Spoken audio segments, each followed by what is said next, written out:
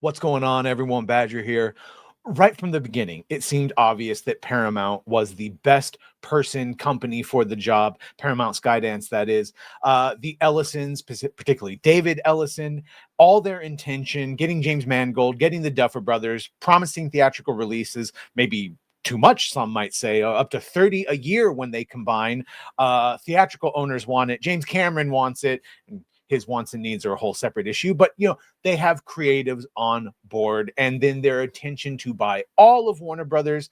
The Ellisons are rich beyond belief. You throw in the Saudis, which we just got confirmation today that yes, none more than 3 different organizations are giving them Saudi money. Yeah, Netflix and Comcast are toast. So we saw yesterday that yes, Netflix during the second round of bids did do a mostly cash offer.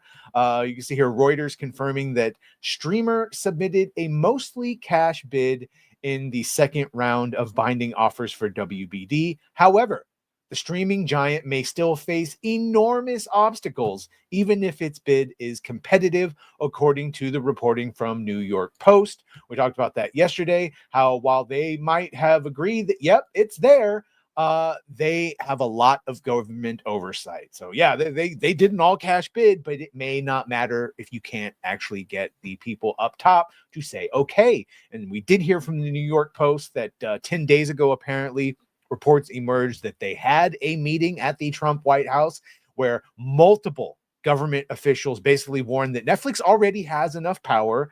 If you were to do this and let them merge with the world's number 3 streaming service plus their studio, that their power and clout would be beyond acceptable measures. One government official told the Post that basically everyone agreed that Netflix presents unique antitrust concerns, and if it won the bidding war, it would be one long slog and touch off an investigation along the lines of Google and Amazon. Another one saying Netflix already has market dominance, but if you add a major streaming service, that would stifle competition at some point. So, boom. Even if they win that, you're going to lose in the long run. And then this is the big one that, per Variety, Paramount Skydance's latest bid for Warner Brothers Discovery, backed by 3 Middle Eastern wealth funds. So let's get into this.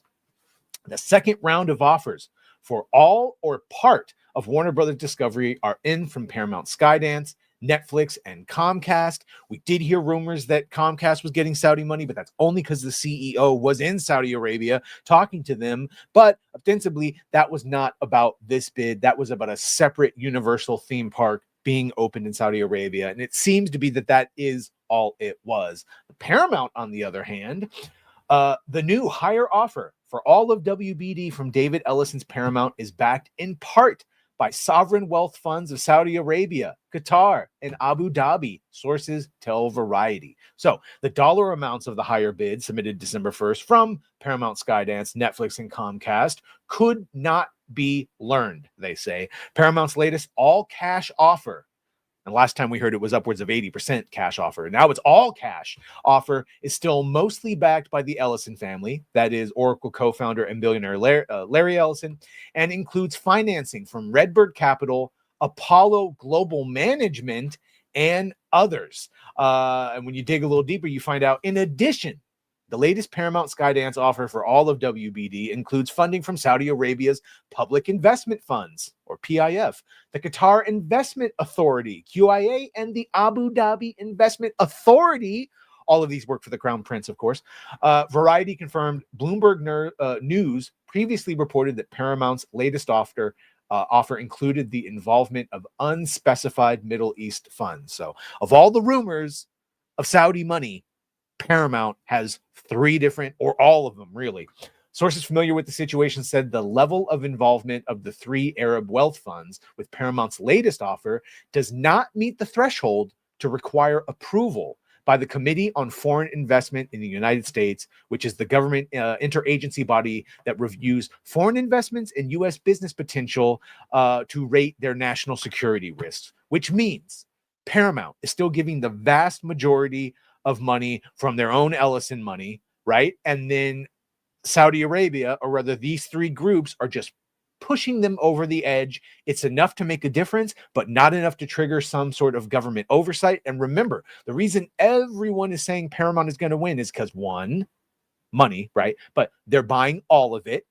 They have dedicated plans for theatrical releases. And in addition to buying all of it, it's in line with the Trump administration, certainly Donald Trump's wishes to get rid of CNN. We're hearing that Barry Weiss, who just got put in charge of CBS News, would also be taking charge of CNN and returning it to some form of journalistic integrity, certainly more centered than we've seen in recent days.